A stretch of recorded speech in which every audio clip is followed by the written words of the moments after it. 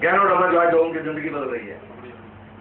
कबीर ने बोला ज्ञानोडमा लोगों की जिंदगी बदल रही है, and it is true, very much true. आने वाले टाइम में बिस्तर पे पड़ जाऊंगा, but I was not worried. जिसका कोई हल ही नहीं है उसके बारे में चिंता क्यों करनी? वाई वरी अबाउट दैट, जिसका सोल्यूशन नहीं है। उस मीटिंग में जब इस ज्ञानोडमा के बारे में इंफॉर्मेशन दी गई, आई टुक इंटरेस्ट। इसके बारे में बहुत पढ़ा। बिना जानकारी हासिल किए हुए मैंने ये कैप्सूल्स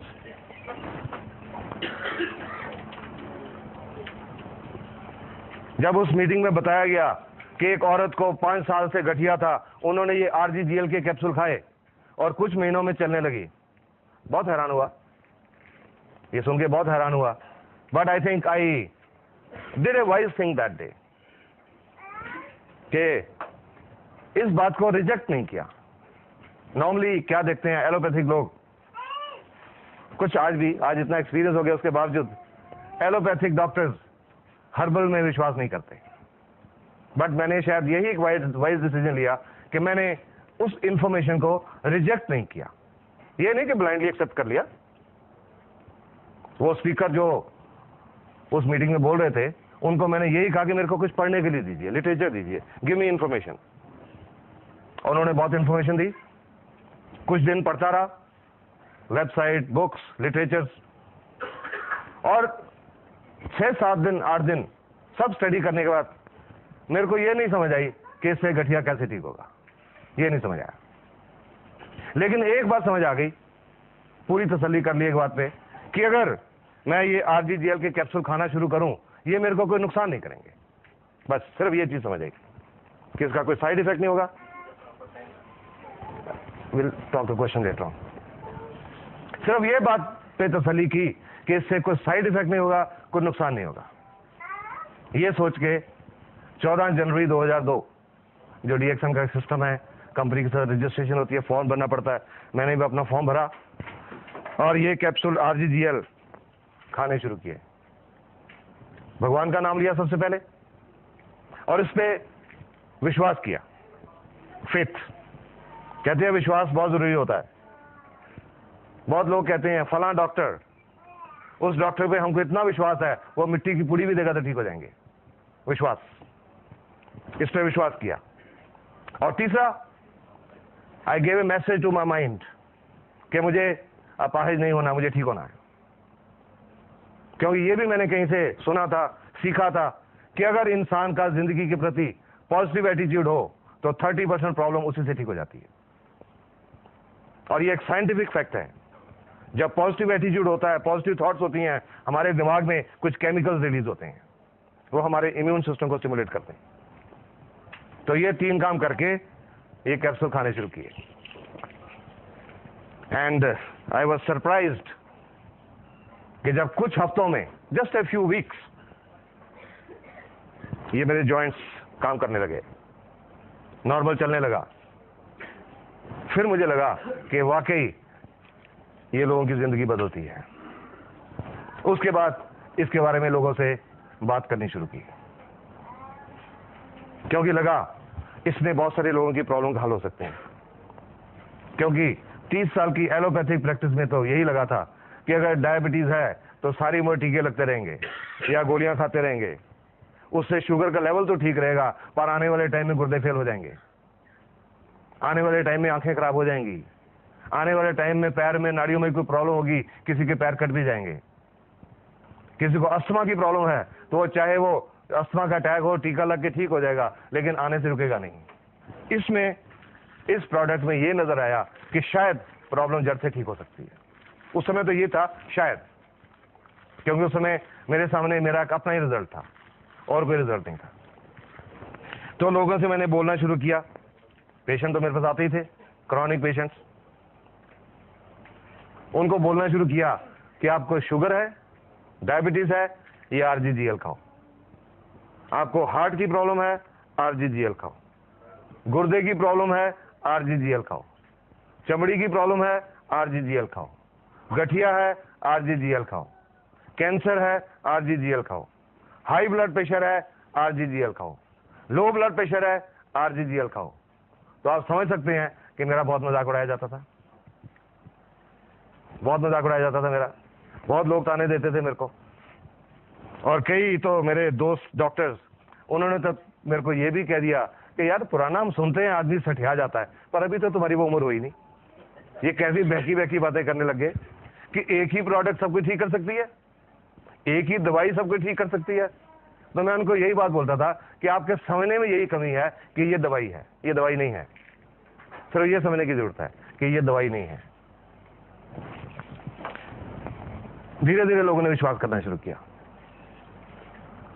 क्योंकि कॉन्फिडेंस था, कॉन्फिडेंस से बोलता था, because I had understood this product. विश्वास के साथ बोलता था, कॉन्फिडेंस के साथ बोलता था। धीरे धीरे लोगों ने विश्वास करना शुरू किया, इस्तेमाल करना शुरू किया, लोगों की प्रॉब्लम ठीक होने लगी। उन्होंने और आगे लोगों को बोलना शुरू किया, वो ठीक होते गए, और इस तरह करते करते ये लगभग 3.25 का सफल गुजर गया। और इन 3.25 सालों में जो सेटिस्फेक्शन मिली है, प्रोफेशनल सेटिस्फेक्शन, वो पहले 30 साल में नहीं मिली थी। I am saying this with confidence. अभी जस्ट अबाउट 1.5 months बैक, 1.5 महीना पहले, हरियाणा में एक जगह है असंध, वहां से एक पेशेंट आया मेरे पास, लगभग 41-42 साल का आदमी। उनको क्या प्रॉब्लम थी? पिछले लगभग 12-13 साल से बाईं टांग में खून की नाड़ी ब्लॉक थी। इसको मेडिकल भाषा में बोलते हैं, if any doctors are here, deep venous thrombosis, DVT, लगभग 11-12 साल से। और उसकी वजह से अल्सर्स हो जाते हैं, वीनस अल्सर्स। उस आदमी को पैर में, टांग में जख्म हो गए 1996 में, 1996। टांग के एक तो लोअर लेग फ्रंट में एक जख्म हुआ, और टखने के अंदर की साइड में, बाहर की साइड पे 3 जख्म हो गए। पहले लोकल उसके आसपास के छोटे मोटे डॉक्टरों की ट्रीटमेंट चलती रही, फिर डिस्ट्रिक्ट हॉस्पिटल में गए, रोहतक मेडिकल कॉलेज में गए, ऑल इंडिया इंस्टीट्यूट दिल्ली में आए, PGI चंडीगढ़ में गए। 9 साल तक उन अल्सर्स का ट्रीटमेंट होता रहा, पर वो अल्सर बढ़ता चला गया। और अभी जनवरी में 2 महीने पहले उनको बोला गया था एम्पुटेशन करनी पड़ेगी, टांग काटनी पड़ेगी, और वो कटवाने को तैयार हो गए कि 9 साल से तो देख रहे हैं कोई हल नहीं हो रहा। एम्पुटेशन के लिए तैयार हो गए। फरवरी में उनकी एम्पुटेशन होनी थी। उनके एक रिश्तेदार हैं, पटियाला में रहते, एक डॉक्टर हैं, वो भी मेडिकल ऑफिसर है पंजाब में, मेरे को जानते हैं, दोस्त हैं। उन्होंने उनको बोला कि टांग कटवाने से पहले एक बार आप पटियाला आ जाओ, जस्ट कम वंस। वो मेरे पास आए 1.5 महीना पहले, और जब उनकी जो पट्टियां बंधी हुई थी, जो पट्टियां खोली, जो टांग के नीचे जख्म था लगभग 3-3.5 इंच का, उसमें हड्डी नजर आ रही थी, कोई टिश्यू नहीं था। Tibia was clearly visible, no tissue, बिल्कुल मांस नहीं था उसमें। और टखने की अंदर की साइड में, बाहर की साइड में नर्व्स एंड टेंडन्स और विजिबल, नाड़ियां नजर आ रही थी, कोई टिश्यू नहीं था। जब पट्टी खोली तो वो मेरे से पूछने लगे, वो डॉक्टर, हाँ जी इसका क्या हो सकता है? आई टोल्ड हिम, 1 मिनट रुको। मैं घर गया, पहले जाके अपना कैमरा उठा के लाया, फोटो ली उनकी। वो डॉक्टर साहब नाराज हो गए कि यार मैं तो आपको मरीज देखने के लाया हूं और आप अपनी फोटोग्राफी शुरू कर दी, क्योंकि उनको पता था कि फोटोग्राफी मेरी हॉबी है। क्या आपने फोटोग्राफी शुरू कर दी? मैंने कहा नहीं, ये बात नहीं है, ये बात ये है कि हम कॉन्फिडेंट ये ठीक हो जाएगा, और जब ये ठीक हो जाएगा, चमड़ी बिल्कुल नॉर्मल आ जाएगी, और लोगों को बताएंगे ऐसी हालत थी, लोग विश्वास नहीं करेंगे, इसलिए फोटो ली। और उसके बाद उनकी ड्रेसिंग की, ये RG का कैप्सूल, ये खोल के इसके 5-6 कैप्सूल, उसके ऊपर पाउडर डाला जख्मों के ऊपर, और उनको खाने के लिए, दोनों कैप्सूल खाने के लिए भी बताया, और उनको बोला कि मेरे को 15 दिन के बाद आके दिखा के जाइएगा, ये रोज इस तरह से ड्रेसिंग करिए, इसके साथ ड्रेसिंग करिए रोज। 15 दिन के बाद वो आए, उनका तीनों जख्मों में टिश्यू लगभग 25% ग्रो हो गया था इन 15 डेज।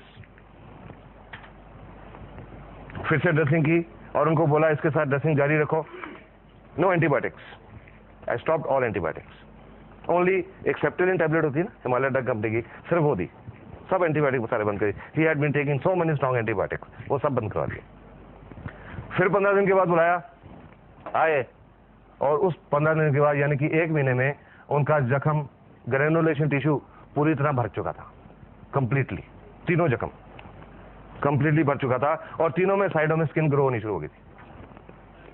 उस दिन वो जो डॉक्टर उनको लेके आए थे, he was very much surprise, क्योंकि उनको अभी गैनोडर्मा के बारे में नहीं पता था, अभी रिसेंटली जुड़े हैं।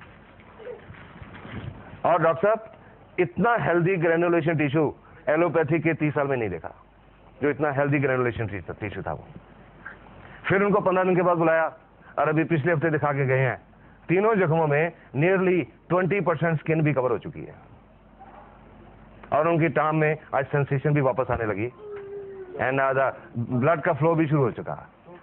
ऐसा 30 साल में नहीं देखा था। और उस दिन आदमी रो पड़ा कि सर लगता है अब मेरी टांग बच जाएगी। उसकी भी जिंदगी बदल गई इसकी वजह से। लोगों की जिंदगी बदलती है, इसकी वजह से बदलती है। 5-6 दिन पहले एक आदमी आया मेरे पास, लुधियाना के पास है, गांव से। कोई 1.25 महीने पहले फोन पे बात हुई थी मेरे से, उनको डायबिटीज थी। डोज पूछी, एक डीएक्शन से जुड़ा हुआ आदमी था, क्या डोज देनी है जी, मैंने डोज बता दी। 5-6 दिन पहले वो आदमी, बुजुर्ग आदमी है, अराउंड 62-63 साल के, वो आए, जेब से फोटो निकाली, सर मेरी फोटो देखिए। मैंने सोचा, मैंने कहा मैं तो पेशेंट दिखता हूं, मैं फोटो नहीं देखता। नहीं सर ये फोटो देखिए। देखी फोटो, मैंने कहा क्या है इसमें? आप कहते मेरी तरफ देखिए। मैंने चेहरा देखा, फिर से मेरी नजर फोटो पे गई एकदम से। क्या कारण था? उस फोटो में, वो 3 महीने पुरानी फोटो थी, उस फोटो में उनकी एक बाईं आंख बंद थी और अब वो बाईं आंख खुली हुई थी।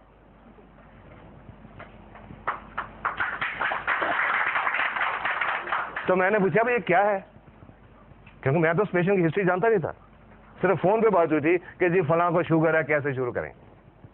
तो वो बताने लगे, बोलते हैं जी आप 3 बहुत मशहूर डॉक्टर हैं आंखों के पंजाब में, दुनिया में मशहूर हैं। उन्होंने तीनों का नाम लेके कहा कि आपकी इस दवाई ने वो तीनों डॉक्टरों को फेल कर दिया। मैं 8 मिनट कि आज से 8 साल पहले एक्सीडेंट हुआ था और एक्सीडेंट में ये आंख की नर्व डैमेज हो गई, रोशनी भी आंख की बहुत कम हो गई, सिर्फ 20% रह गई और ये पलक ये गिर गई, उठती नहीं। तो सब आंखों के डॉक्टर ने बोला कि ये नाड़ी आपकी डेड हो गई है, ये नहीं ठीक हो सकती सारी उम्र। और 1.25 महीने में उनकी ये पलक खुल गई, उसकी भी जिंदगी बदल गई। गैनोडर्मा से जिंदगी बदलती हैं। These are some recent result तो अब बहुत हैं, पर उसके बावजूद भी मैं आपको फ्रैंकली बताऊं, कई लोग अब भी विश्वास नहीं करते। बट हम लोग जो डीएक्स से जुड़े हैं, हमको पता इसमें कितनी ताकत है, सो हम लोगों के साथ इंफॉर्मेशन शेयर करते जाते हैं। किसी को अच्छा लगे ठीक, ना अच्छा लगे ठीक। अब ये नमस्कार क्या चीज है, ये सब कुछ कैसे होता है, लेट्स डिस्कस दैट। नहीं है जो कह सके कि मैं 100% स्वस्थ हूं, हर एक को कुछ ना कुछ प्रॉब्लम है, तो इसलिए इसकी हर एक को जरूरत है। आज हर एक स्वस्थ क्यों नहीं है? ये जो खाने पीने में जो प्रॉब्लम है, नेचर ने, प्रकृति ने ये जो ह्यूमन बॉडी बनाई है, इंसान का शरीर, ये दुनिया का सबसे बढ़िया डॉक्टर है। Human body is the best doctor in the world. दुनिया का सबसे बढ़िया डॉक्टर है ये इंसान का शरीर, क्योंकि नेचर ने इस शरीर के अंदर एक बहुत अद्भुत ताकत रखी हुई है। Natural defence system, immune system, बीमारियों से लड़ने की अंदर की ताकत, रोग प्रतिरोधक शक्ति। अगर इंसान का इम्यून सिस्टम बिल्कुल ठीक है, पूरी तरह फंक्शनल है, तो और किसी डॉक्टर की जरूरत नहीं पड़ती, कोई बीमारी नहीं आती अंदर। इतनी ताकत प्रकृति ने दी हुई है, इंसान का शरीर, इम्यून सिस्टम सब बीमारियों से निपट सकता है। पर आज इम्यून सिस्टम बिगड़ गया, बहुत बिगड़ गया। क्यों बिगड़ गया? खाने पीने की क्वालिटी बदल गई। Toxins, we are eating toxins, विषैले पदार्थ, खेतों में फर्टिलाइजर, पेस्टिसाइड्स, इंसेक्टिसाइड्स, यूरिया से बना हुआ दूध, दूध के लिए जानवरों को टीके, और ये जो सब केमिकल्स हैं ये उस खुराक के रास्ते, उस दूध के रास्ते हमारे अंदर जा रहे हैं। ठीक बात है ना? ये हमारे अंदर जा रहे हैं।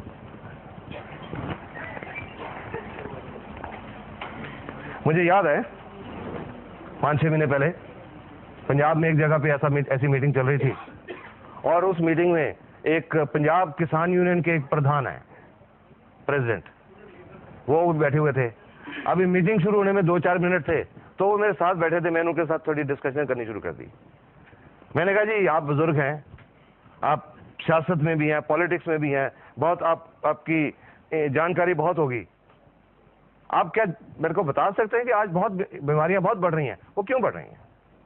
और वो पंजाब किसान यूनियन के प्रेसिडेंट वो बोलते हैं जी ये जो खेतों में हम जहर डाल रहे हैं, फर्टिलाइजर्स, खादें। तो मैंने कहा आपको इस बात का पता है? कहते हैं हाँ जी पता है। तो मैंने कहा आप तो प्रेसिडेंट हो पंजाब किसान यूनियन के, तो इसके बारे में आप कुछ स्टेप्स क्यों नहीं लेते? और जी मैंने बात की थी, मैंने फलान चीफ मिनिस्टर से बात की थी, फलान चीफ मिनिस्टर से बात की थी, वो सुनते ही नहीं। ये फर्टिलाइजर बनाने की नई नई फैक्ट्रियां लगाते जाते हैं। तो मैंने उनको बोला कि वो फैक्ट्रियां इसलिए लगाते हैं क्योंकि किसान उनको मांग रहा है। जब किसान कहेगा हमने खेतों में यह जहर यूज नहीं करना, तो वो फैक्ट्रियां कहां से लगेंगी? अपने आप बंद हो जाएंगी, बिकॉज डिमांड आ रही है, उससे पैदावार ज्यादा होती है, पैसा ज्यादा आता है। पर अल्टीमेटली वो जो जमीन है उसकी उपजाऊ शक्ति भी खत्म हो जाती है और सेहत तो खराब होती है, उसके बावजूद यूज हो रहे हैं। सॉफ्ट ड्रिंक्स के बारे में आप सब लोगों ने सुना होगा, 1-1.5 साल पहले बहुत रिपोर्ट्स आई थी सॉफ्ट ड्रिंक्स में कितने इंसेक्टिसाइड और कितने पेस्टिसाइड पाए गए। मेरे पास एक रिपोर्ट है, pesticides in soft drinks, hard facts. ये एक मेडिकल जर्नल की रिपोर्ट है, मेडिकल जर्नल, पंजाब का एक मेडिकल जर्नल है, current medical journal, north zone, August 2003। ये डॉक्टर्स की एक रिसर्च रिपोर्ट है।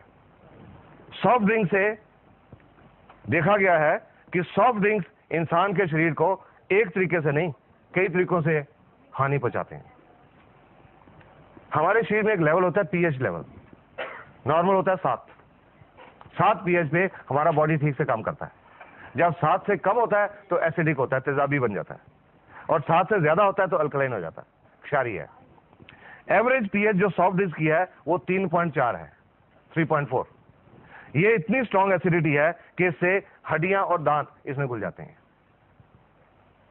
वो स्ट्रॉन्ग एसिडिटी इतनी स्ट्रॉन्ग है। सॉफ्ट ड्रिंक्स में कोई न्यूट्रिशनल वैल्यू नहीं होती, कोई विटामिन नहीं होते, कोई मिनरल्स नहीं होते, और फिर उसमें जो हम लोग पीते हैं सॉफ्ट ड्रिंक्स को, शेल्फ से उठा के तो पीते नहीं, सबसे ठंडा। जब बाजार से खरीदने भी जाते हैं तो वो जो फ्रीजर में सबसे ठंडा पड़ा हुआ वो देना, ठंडा मतलब कोका कोला वो देना। और इतने कम तापमान पे, some temperature something like 0 degree Celsius के करीब जब हम सॉफ्ट ड्रिंक्स पीते हैं तो उससे हमारे पेट के अंदर जो एंजाइम है वो काम करना छोड़ जाते हैं, डाइजेस्टिव एंजाइम्स काम करना छोड़ जाते हैं, खाना हजम नहीं होता, खाना सड़ने लगता है, फर्मेंटेशन होने लगती है। जब फर्मेंटेशन होने लगती है तो उससे कई बदबूदार गैसेस बनती हैं और कई तरह के टॉक्सिन बनते हैं, विषैले पदार्थ, और वो टॉक्सिन हमारे अंतड़ियों में एब्जॉर्ब हो जाते हैं, पूरे खून के रास्ते पूरे शरीर में दौरा करते हैं और अलग अलग अंगों में जाके डिपॉजिट हो जाते हैं, और उससे अलग अलग अंगों की बीमारियां होती हैं। तो ये रिपोर्ट कहती है कि जस्ट इमेजिन एक बच्चे की सॉफ्ट इंटेस्टाइन के ऊपर ये कितना नुकसान पहुंचाते होंगे। जो इसमें इंसेक्टिसाइड और पेस्टिसाइड पाए गए, डीडीटी, लिंडेन, क्लोरोपाइरिफॉस, मेलेथियोन, वो क्या नुकसान पहुंचाते हैं? DDT and it's metabolites nervous system को खराब करता है, नाड़ियों को खराब करता है, और प्रोबेबली शायद कैंसर पैदा करता है, प्रोबेबली कार्सिनोजन। लिंडेन ये एक नाड़ियों को पॉइजन है, लिंडेन, और बच्चे पैदा करने की ताकत को खराब करता है। और ये आज कुछ वर्ल्ड की रिपोर्ट्स हैं कि आज दुनिया भर में इनफर्टिलिटी बढ़ रही है, शायद ये भी कारण है उसका। Soft drinks. और लिंडेन से कैंसर होता है, it is a non carcinogen, ये कैंसर पैदा करता है। Chlorpyrifos, it causes pneumonia.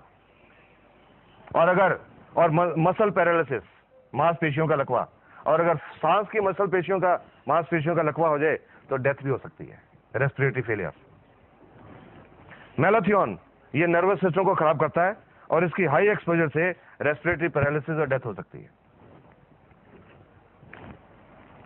Australia के डॉक्टर हैं डॉक्टर रॉस वॉकर, एक कार्डियोलॉजिस्ट हैं, हार्ट स्पेशलिस्ट हैं। उन्होंने लगभग 12 साल सॉफ्ट ड्रिंक्स के ऊपर रिसर्च की कि उसका हमारे शरीर की सेल्स के ऊपर क्या असर हो रहा है। और उनकी 12 साल की रिसर्च की रिपोर्ट थी कि एक प्रॉब्लम होती है, बीमारी होती है जिसको बोलते हैं ऑस्टियोपोरोसिस, हड्डियां खोखली हो जाती हैं, हड्डियों में से कैल्शियम निकल जाता है, हड्डियां खोखली हो जाती हैं। तो उनकी रिपोर्ट के मुताबिक ये जो ऑस्टियोपोरोसिस है नॉर्मली ये औरतों में होती है 50-55 साल की उम्र के बाद, जब उनमें हार्मोनल चेंजेस आते हैं। पर डॉक्टर रॉस वॉकर की रिपोर्ट के मुताबिक आज ये ऑस्टियोपोरोसिस 20, 25, 30 साल की औरतों को ही नहीं, आदमियों को भी हो रहा है। और उनकी रिपोर्ट एक और चीज कहती है कि जो बच्चे रेगुलर तौर पे सॉफ्ट ड्रिंक्स पीते हैं उनका हड्डियां टूटने का रेट 7 गुना ज्यादा बढ़ जाता है उन बच्चों से जो नहीं पीते। और लास्ट में ये डॉक्टर की रिपोर्ट क्या कहती है, उसके बावजूद आजकल सॉफ्ट ड्रिंक्स तो चल रहे हैं। क्यों चल रहे हैं? क्योंकि टीवी के ऊपर ये प्यास है बड़ी, ये दिल मांगे मोर। और लास्ट में ये डॉक्टर की रिपोर्ट कहती है you should drink colas only if your दिल मांगे मोर पेस्टिसाइड्स। ये डॉक्टर की रिपोर्ट है, एक मेडिकल जर्नल की report. Number 2004, soft drinks could lead to hard times. Times of India की रिपोर्ट है, पर ये रिपोर्ट टाइम्स ऑफ इंडिया की नहीं है, ये एक अमेरिका के जर्नल की रिपोर्ट है। Washington, a new study published in the American Journal of Preventive Health has found that the consumption of sweetened beverages like soft drinks and fruit drinks, ये जो डब्बों में fruit drinks भी आते हैं वो भी, has grown to such an alarming rate that it has become one of the causes of obesity and diabetes. आज दुनिया की 20% पॉपुलेशन डायबिटीज की मरीज है, ये रिपोर्ट यही कह रही है। What is even more dangerous, according to the researchers, is the fact that soft drinks could become a serious health hazard. पर ये सब कुछ पता होने के बावजूद अखबारों की रिपोर्ट, टीवी पे बहुत आया, क्या लोगों ने सॉफ्ट ड्रिंक पीने छोड़ दिए? हाँ, फर्क पड़ा क्योंकि उन्होंने कीमत 10 रुपए से 6 रुपए कर दी। उन्होंने इसीलिए कर दी कि कई लोग पीना ना बंद कर दें, तो लोगों ने अरे अब तो सस्ता हो गया, पी सकते हैं। We are harming our self, हम खुद अपने आप को नुकसान पहुंचा रहे हैं। Sunday Tribune Chandigarh 20 June 2004, parrots die after consuming jamun. जामुन खा के बहुत सारे तोते मर गए। जामुन में क्या प्रकृति ने कोई जहर डाला हुआ है कि वो खाने से तोते मर गए? ये मर गए इंसान की लालच की वजह से। ये पंजाब में एक जगह फरीदकोट है, वहां की एक रिपोर्ट है। वहां पे एक जो जामुन का जो फार्म था, जहां पेड़ थे, जिन लोगों के पास उसका ठेका था वो इंतजार नहीं कर सके, क्योंकि जो प्रकृति ने चीज बनाया कि फल लगेगा, फल पकेगा, उसके बाद उतार के बाजार में पहुंचेगा। पर उसके ठेकेदार वेट नहीं कर सके कि कब फल पकेगा, कब उतारेंगे, कब बाजार जाएगा, कब पैसा आएगा। उन्होंने क्या किया, उन जामुनों के ऊपर कुछ केमिकल स्प्रे कर दिए, केमिकल्स, जल्दी पक जाए, जल्दी पैसा आ जाए। पर फॉर्चुनेटली वो मार्केट तक पहुंचने से पहले बहुत सारे तोतों ने खा लिए और वो तोते मर गए। इंसान को एक लेसन सिखा के गए कि क्या कर रहे हो आप अपनी सेहत के साथ। We tested your lunch, 10 markets, 3 cities, Mumbai is the worst. Indian Express 13 October 2003, the poisoning of Mumbai. Delhi का बताता हूं, इसमें ऐसा होता है, लेड एक हैवी मेटल होता है।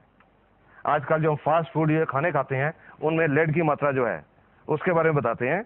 Delhi 2 to 16 times above European standards. Mercury Delhi में नहीं है, दिल्ली की खुराक में मरकरी इस डेट तक नहीं पाया गया था, बॉम्बे पुणे में है। और बैक्टीरिया, कीटाणु, दिल्ली में 3,10,000 से लेकर अनकाउंटेबल इतने किस्म के कीटाणु खुराक में पाए गए, जो लोग रोज खाना खा रहे हैं उसमें पाए गए। और ये जो सब चीजें हमारे अंदर जा रही हैं, ये बीमारियां पैदा कर रही हैं। हवा में जो आज प्रदूषण की मात्रा है, उससे कितने टॉक्सिन हमारे अंदर जा रहे हैं। आज की हवा में जो पोल्यूशन है, उसमें नियरली 8,000 किस्म के केमिकल्स हैं हवा में, जो सांस के रास्ते हमारे अंदर जा रहे हैं। और ये जो सब केमिकल खाने के रास्ते, पानी के रास्ते, हवा के रास्ते हमारे अंदर जा रहे हैं, तो हमारे शरीर में सेल्स होती हैं। सेल्स हर कोई समझता है, कोशिकाएं। जो हमारा शरीर है अरबों खरबों सेल का बना हुआ है। इंसान का जीवन जब शुरू होता है मां के गर्भ में, 2 सेल से शुरू होता है, एक आदमी की सेल, एक औरत की सेल। वो दोनों सेल इकट्ठी होती हैं, एक सिंगल सेल बनती है जिसको बोलते हैं जाइगोट। वो सिंगल सेल डिवाइड होती है, 2 बनती हैं। 2 का विभाजन होता है, 4 बनती हैं। 4 का विभाजन होता है 8, फिर 16, 32, 64, 128, 256 सेल्स डिवाइड होती रहती हैं। और जब बच्चा 9 महीने और 7 दिन के बाद पैदा होता है, तो उसके शरीर में अरबों खरबों सेल्स होती हैं। ये जो इंसान का शरीर है, एक सेल्स की कलेक्शन है, कोशिकाओं की एक कलेक्शन है। और हर सेल अपने आप में एक कंप्लीट फैक्ट्री है। उसके अंदर बिजली का करंट जनरेट होता है और केमिकल जनरेट होते हैं। कंप्लीट फैक्ट्री है। हमारे शरीर में अरबों खरबों फैक्ट्रीज चल रही हैं, और वो अरबों खरबों फैक्ट्रीज आपस में तालमेल में काम कर रही हैं। इंसान जो फैक्ट्री बनाता है, उनका पड़ोस की फैक्ट्री से हमेशा झगड़ा रहता है। और ये जो प्रकृति ने ये जो फैक्ट्री बनाई है, इसका जवाब कोई नहीं है। I'll just give you one example. मैं इससे क्या what I mean by this. इंसान को फैक्ट्री लगाता है, हर फैक्ट्री में पंप हाउसेज होते हैं, पंप लगे होते हैं। और एक उदाहरण लेता हूं, एक फैक्ट्री में 8 पंप हैं। एक टाइम पे 4 पंप चलाए जाते हैं, बाकी 4 को रेस्ट दिया जाता है। ये पंप 3 घंटे चला के इनको बंद करके ये दूसरे पंप चलाए जाते हैं। 3 घंटे ये चला के इनको बंद कर देते हैं, ये चलाए जाते हैं, क्योंकि वो इससे ज्यादा काम नहीं कर सकते 3 घंटे से ज्यादा। नेचर ने, प्रकृति ने हमारे शरीर में भी एक पंप लगाया हुआ है, दिल, हार्ट। गर्भ के 5वें महीने में ये पंप एक्शन शुरू करता है, धड़कना शुरू करता है। बच्चे का जन्म होता है, पंप धड़कता है, हार्ट धड़कता है। एवरेज 1 मिनट में 72 दफा। और एक एवरेज मैं एज लेके चलूं 70 साल, 70 साल तक ये पंप नॉन स्टॉप काम करता है। कभी किसी मैकेनिक की जरूरत नहीं पड़ती, कभी किसी तरह की रिपेयर की जरूरत नहीं पड़ती, नॉन स्टॉप। और ये 70 साल में ये पंप 1 अरब 14 करोड़ 73 लाख और लगभग 54,000 टाइम्स धड़कता है नॉन स्टॉप। ये नेचर का बेस्ट डॉक्टर है। Human body is the best doctor in the world, nature का बनाया हुआ। लेकिन हमने इस शरीर की कदर नहीं की, हमने इसको बिगाड़ लिया। ये जो टॉक्सिन हम ले रहे हैं, उन सेल्स के अंदर जाके डिपॉजिट हो जाते हैं। और जब सेल के अंदर वो टॉक्सिन जमा हो जाते हैं, वो विषैले पदार्थ जमा हो जाते हैं, तो सेल का बिजली की क्रिया और रासायनिक क्रिया डिस्टर्ब हो जाती है, इम्बैलेंस हो जाता है। और जब वो इम्बैलेंस हो जाता है, तो हमारे अंदर बीमारियां आती हैं। जिस अंग की सेल्स डैमेज होती हैं, उस अंग की बीमारियां आती हैं। ये जो गैरोडर्मा, ये किसी बीमारी पे काम नहीं करती, ये किसी बीमारी की दवाई नहीं है। अगर आपको किसी ने आज ये बताया ना कि ये बीमारी की दवाई है, गलत बताया। ये किसी बीमारी की दवाई नहीं है, ये एक नेचुरल फूड सप्लीमेंट है, एक नेचुरल मशरूम है, जो हमारे शरीर की वो जो अरबों खरबों सेल्स हैं, उनके ऊपर काम करती है। Root cause of the disease, not the disease. क्या हो गया? Anybody can tell me? आप मैडम बताएंगे? आप बताएंगे? जनरली 2-3 किस्म की, वो सफेद वाली गोल बटन मशरूम, एक वो छतरी वाली ऑयस्टर मशरूम, आज से 3.25 साल पहले मैं यही जानता था कि खुम्बी 2 किस्म की होती हैं, पर उस मीटिंग में जाके पता लगा कि खुम्बी दुनिया में 38,000 किस्म की होती हैं। 38,000 varieties of mushroom in the world. अभी एक लेटेस्ट आगरा यूनिवर्सिटी की एक रिपोर्ट मिली है मेरे को, agriculture people can tell better. Yes, वो अभी रिपोर्ट पता है। उस रिपोर्ट के मुताबिक खुम्बी दुनिया में 67,000 किस्म की होती हैं, 67,000। उन 67,000 में से या 38,000 में से ये एक किस्म की खुम्बी है, एक मशरूम है, नेचुरल मशरूम। मैंने इसका नाम 7 जनवरी 2002 को जिंदगी में पहली बार सुना था, कुछ नहीं जानता था ये क्या है। आज इसके बारे में बहुत कुछ जान गया, लेकिन इसकी हिस्ट्री नहीं चलता। गैनोडर्मा चीन में इस्तेमाल हो रही है। चीन के वैद्य हकीम ट्रेडिशनल चाइनीज मेडिसिन, TCM बोलते हैं इसको, ट्रेडिशनल चाइनीज मेडिसिन में इसको 5,000 साल से इस्तेमाल किया जा रहा है और लगभग हर बीमारी की उनके पास रिजल्ट है। एक आदमी हुआ चीन में जिसका नाम है शेननोंग।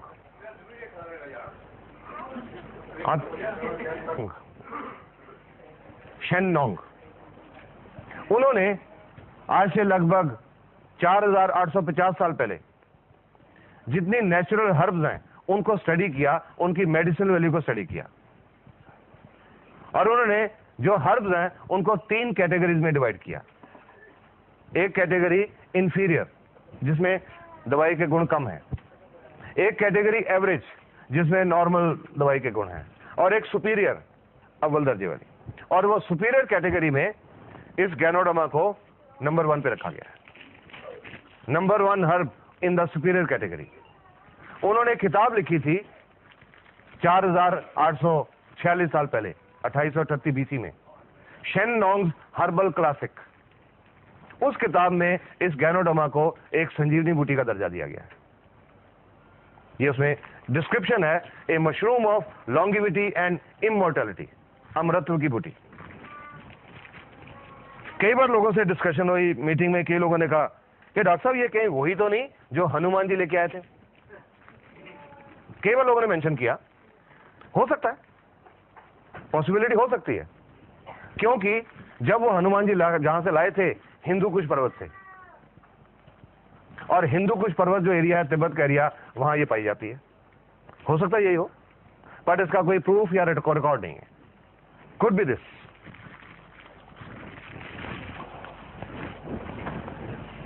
तो वो जो किताब है शेननोंग्स हर्बल क्लासिक, आज से लगभग 100 साल पहले दुनिया की नजरों में आई, अलग अलग भाषाओं में उसकी ट्रांसलेशन हुई, तो पूरी दुनिया ने गैनोडर्मा के ऊपर रिसर्च करना शुरू किया।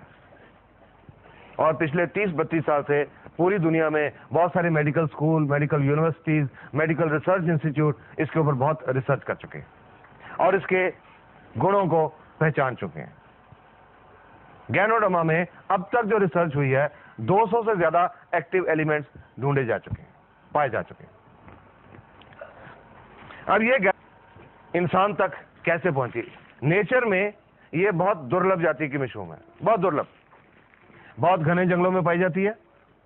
दुनिया के सिर्फ 3-4 countries, China, Japan, Korea, little bit Malaysia, little bit south American countries, वहां पाई जाती है। और उन देशों में बहुत घने जंगलों में पाई जाती है। उन घने जंगलों में टूटे हुए और सूखे हुए पेड़ों के ऊपर पाई जाती है, हर पेड़ के ऊपर नहीं। 2 किस्म के पेड़ होते हैं, प्लम सराटा, प्लम ग्यूरकस, उन 2 पेड़ों के ऊपर पाई जाती है। और ये जो 2 किस्म के पेड़ हैं, प्लम सराटा ग्यूरकस, हर पेड़ के ऊपर नहीं उगती।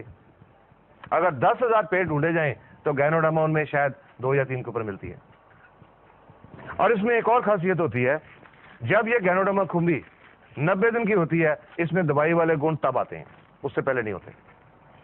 जब 100 दिन की होती है, पूरी मैच्योर होती है, दवाई वाले गुण इससे पूरे भरपूर होते हैं, उसके बाद ये सूखनी शुरू हो जाती है और इसमें दवाई के गुण खत्म हो जाते हैं। तो इन कारणों की वजह से नेचर में इसको ढूंढ पाना बहुत मुश्किल है।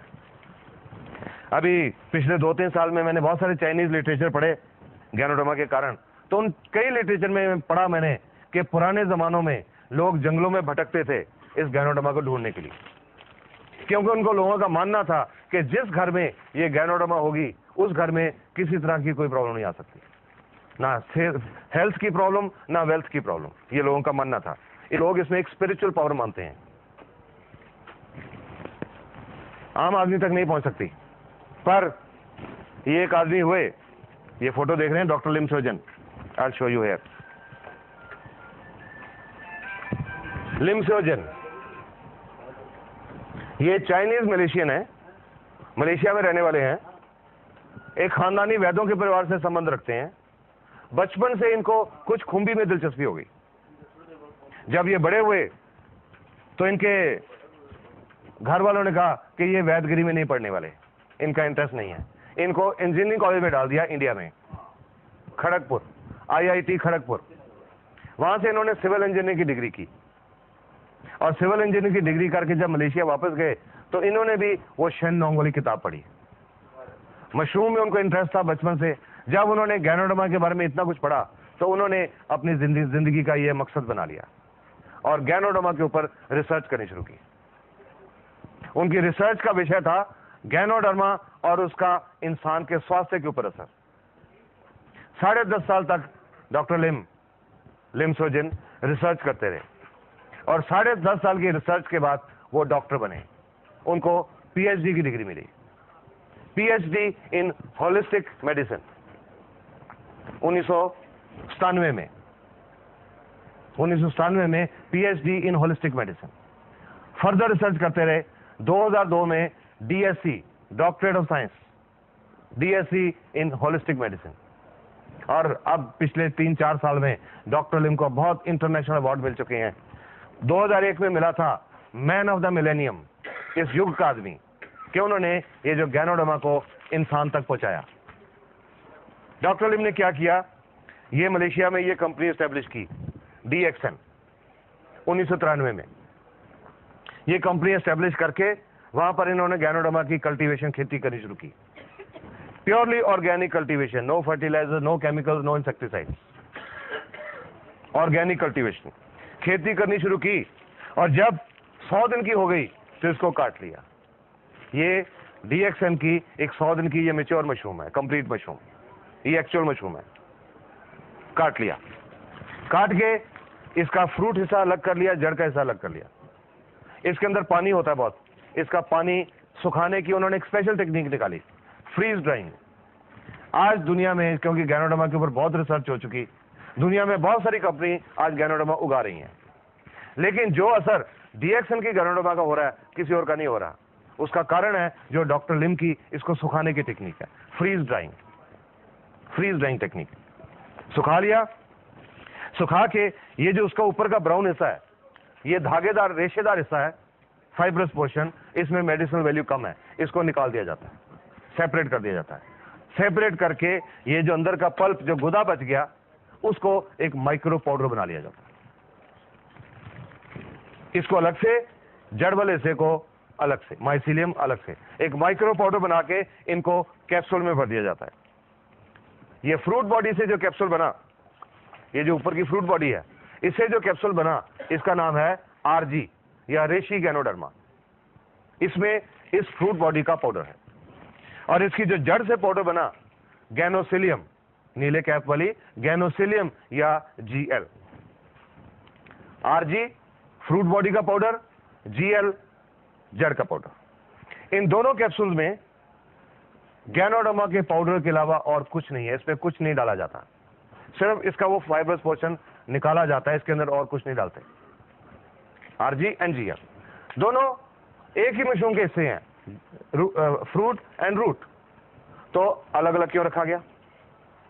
दोनों को पीस के एक ही कैप्सूल में क्यों नहीं डाल दिया गया?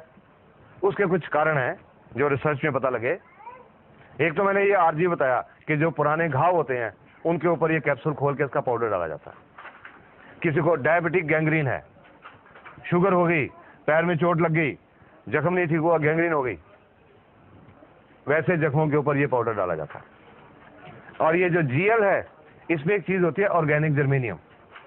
किसी को ब्रेन डिजेनरेशन है, नाड़ियों की डिजेनरेशन है, या स्मरण शक्ति कमजोर है, कमजोर है, उसके लिए ये ज्यादा यूज किया जाता है। आरजी एंड जीएल अलग अलग यूजेज होने की वजह से अलग अलग कैप्सूल रखे गए, लेकिन जनरली दोनों को मिला के इकट्ठा ही खाया जाता है। चल नहीं होता रहने तो मैं मार्कर यूज कर लेता हूं। इकट्ठा ही खाया जाता है। इसको बोलते हैं, एक आरजी और एक जीएल मिला के हम बोलते हैं एक जोड़ा, 1 पेयर। जो हम लोगों को इसको खाने का तरीका बताते हैं कि आपने 1 पेयर खाना है या 2 पेयर खाने हैं या 4 खाने हैं, वी टेल इन पेयर। अब एक ही चीज, एक ही मशरूम जो दवाई नहीं है, सारी बीमारियां कैसे ठीक कर सकती है? This is an important thing. आ जाएगा थोड़ा आगे, थोड़ा सा आगे। हाँ चल।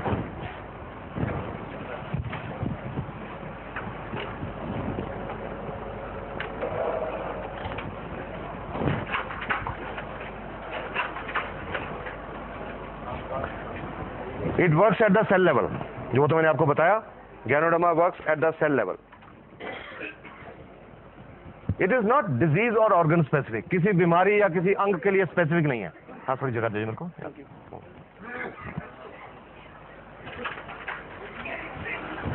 अब क्या काम करती है और कैसे काम करती है? How does ganoderma work?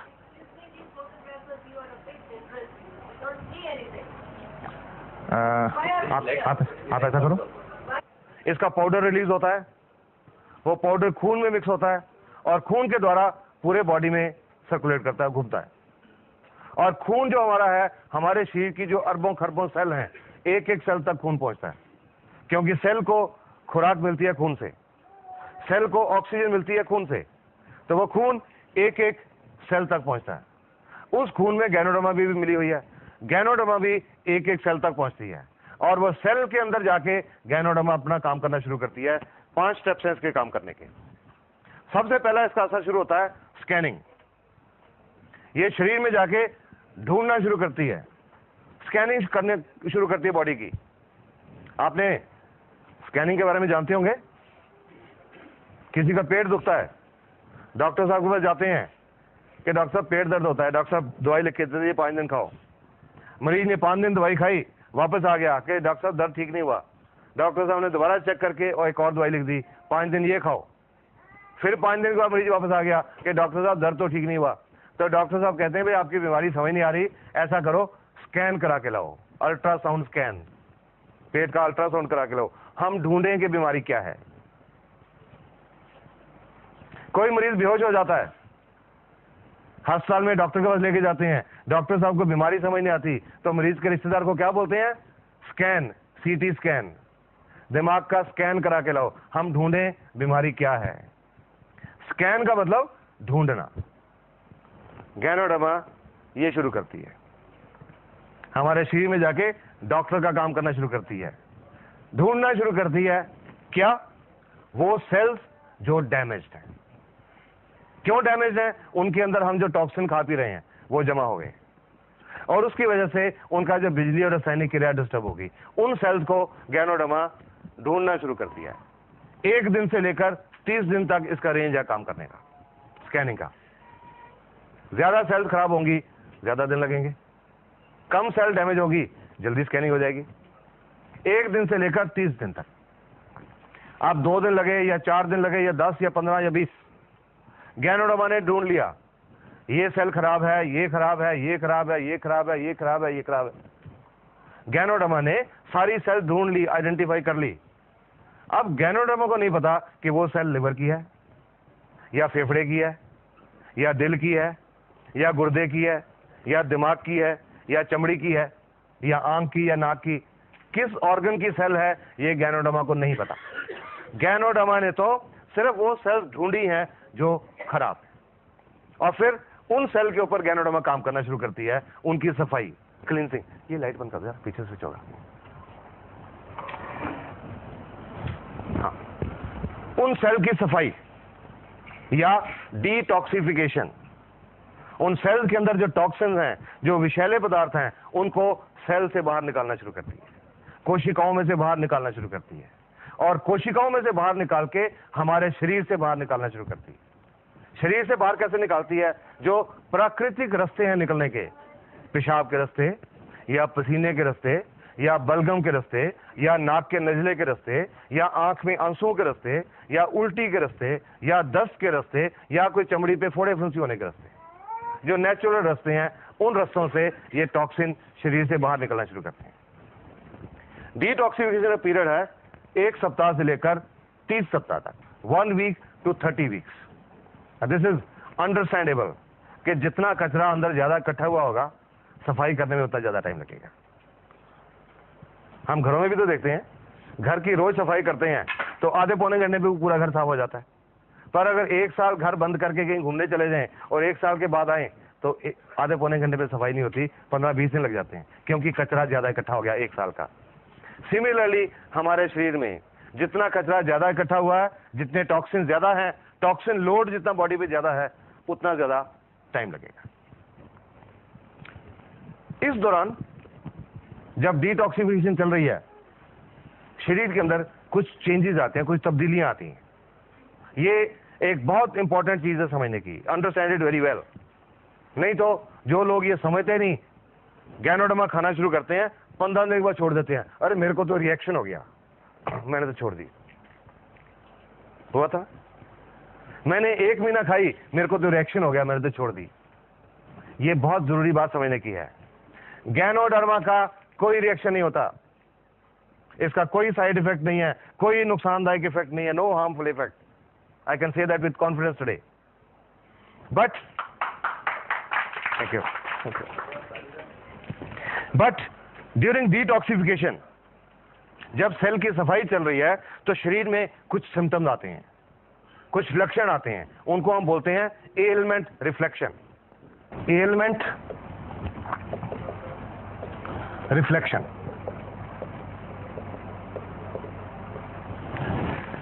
जो शरीर के अंदर बीमारी है, जो एलिमेंट है, वो किसी रूप में बाहर आती है, किसी रूप में रिफ्लेक्ट करती है। Element reflection. कुछ उदाहरण बताता हूं आपको। किसी का लिवर खराब है, जिगर खराब है, जब गैनोडर्मा लिवर की सेल के ऊपर, जिगर की सेल के ऊपर काम करना शुरू करती है, उनकी सफाई शुरू करती है, आंखें लाल हो जाती हैं।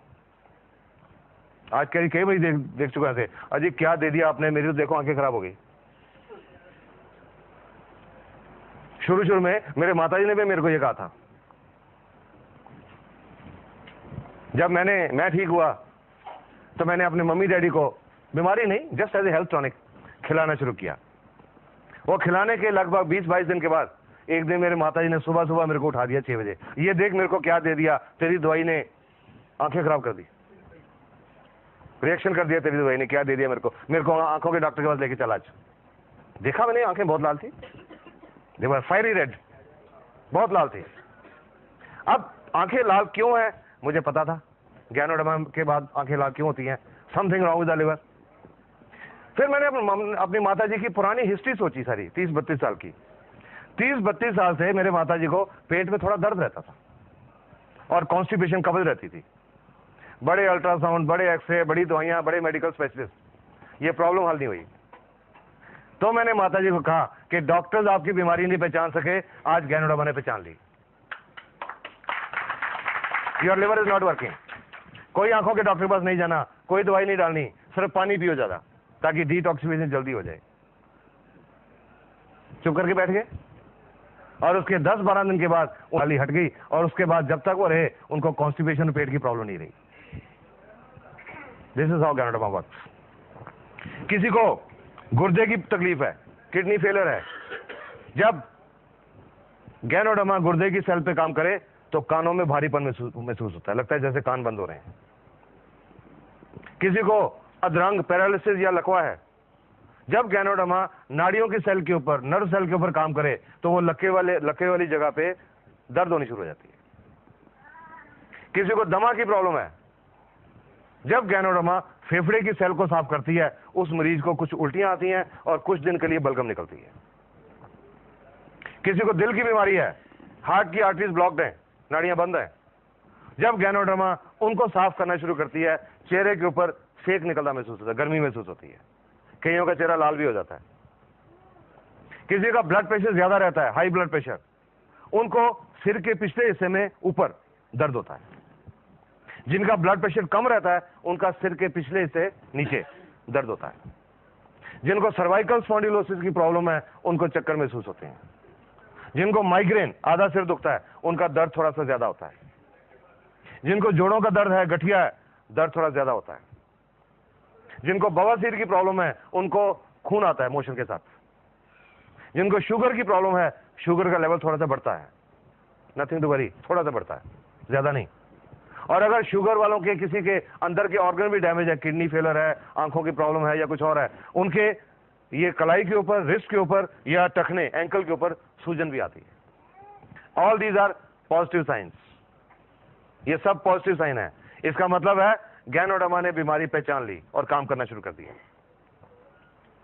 लगभग महीना, 1.5 महीना पहले मेरे को एक औरत का फोन आया। लगभग 4 महीने पहले उनकी कुछ प्रॉब्लम थी जो अल्ट्रासाउंड में भी शो हो रही थी। गुर्दे में एक 36 mm की एक रसौली थी, सिस्ट, एक गुर्दे में। उनकी ओवरी, अंडकोश, उसमें एक 3 सेंटीमीटर एक सिस्ट थी। और उनके यूट्रस में, बच्चादानी में, एक 8 mm का फाइब्रॉइड था, रसौली। उन्होंने उसके लिए ये गैनोडर्मा की ट्रीटमेंट शुरू की। और ये शुरू करने के लगभग 2-2.5 महीने के बाद एक दिन मेरे को उनका फोन आया, और डॉक्टर साहब आपकी दवाई ने तो गड़बड़ कर दी। मैं कहा जी कौन सी दवाई? मैंने तो कोई दवाई दी नहीं आपको। वो जी वो जो आपके कैप्सूल हैं। मैं जी दवाई नहीं है, वो टॉनिक है। अच्छा जो भी है, उसने गड़बड़ कर दी। मैंने कहा क्या हुआ? जी कल मेरे को बहुत दस्त लगे शाम को, और आज सुबह खून भी आया साथ में। मैंने रात को भी नहीं खाई, सुबह भी नहीं खाई, खराब कर दिया उसने। मैंने तो उनको एक ही क्वेश्चन पूछा कि आपको कोई पुरानी बवासीर की शिकायत तो नहीं है? वो तो जी 10 साल से है। मैं कहा गैनोडर्मा वही दिखा रही है कि आपके अंदर वो भी है। इसके लिए कुछ नहीं करना, 1-2 दिन में ठीक हो जाएगा। उसके बाद फोन नहीं आया। उसके बाद लगभग 1 महीने के बाद वो औरत अपना फरवरी के महीने का अल्ट्रासाउंड करा के लाई। पहला सितंबर का था, फरवरी का अल्ट्रासाउंड। उस अल्ट्रासाउंड रिपोर्ट के मुताबिक जो ओवरी में सिस्ट थी वो अब नहीं थी, ये यूट्रस में फाइब्रॉइड था वो अब नहीं था, और गुर्दे में जो 36 mm की सिस्ट थी वो अब 20 mm रह गई थी। About 3.5 months। तो मैंने उनसे पूछा कि जी आपने उस दिन फोन करके मेरे को कहा था, आप घबरा गए थे, तो आपने उसके बाद मेरे को बताया नहीं। कहते जी आपने बताया था 1-2 दिन में बंद हो जाएगा, दूसरे दिन बंद हो गया, कुछ नहीं करने की जरूरत पड़ी। And now she is so happy. तो गैनोडर्मा दिखाती है कुछ अंदर, आपके पूरा स्कैनिंग करके एक पहले लिस्ट बनाती है कि आपके अंदर ये है, ये है, ये है, ये है, सारी बीमारियां ढूंढ के बताती है। और वो किसी रूप में बताती है एलिमेंट रिफ्लेक्शन।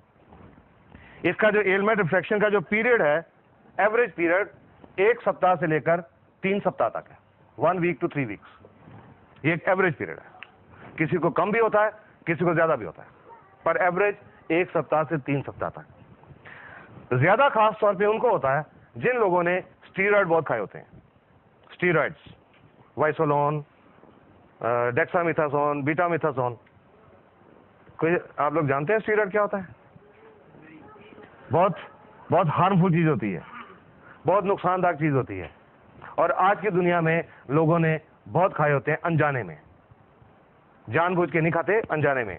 कैसे?